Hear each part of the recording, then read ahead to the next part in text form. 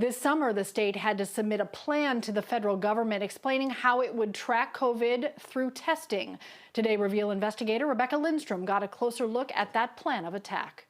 The word is safety, okay?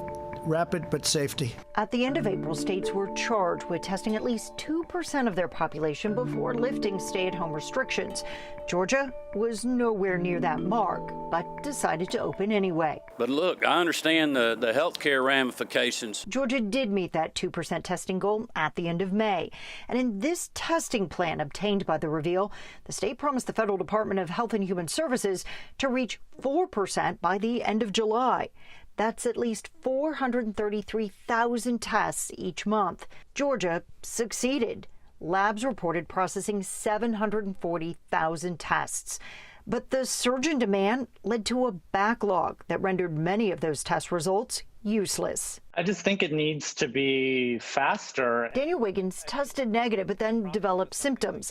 When he tried to get tested again, he had to wait 3 days to get an appointment and then 10 more days for the results. You're either held hostage in your apartment for 2 weeks, or you don't have results and then you rejoin the world, but then could be spreading it to other people. The goal now is to balance testing capacity with the ability to get those tests processed quickly. While CVS still warns tests could take up to a week, Quest and LabCorp say they only need 3 days, and Ipsum says it's currently processing tests in 16 hours.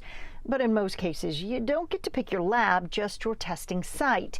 Even this new mega site in Clayton County that promises results in 3 days hasn't consistently met that goal. This site is all about volume, making sure we can get as many people tested in a surge capacity as we can. Technology, though, has proven another roadblock. The state has a contract with Mako Labs to process 10,000 tests a day, but has yet to send a single sample because we don't have a way to get the results. In Georgia's testing plan, DPH admits technical infrastructure remains antiquated and inadequate and makes clear Georgia is dependent on the federal government for its testing supplies. Any change would cripple the state's response strategy.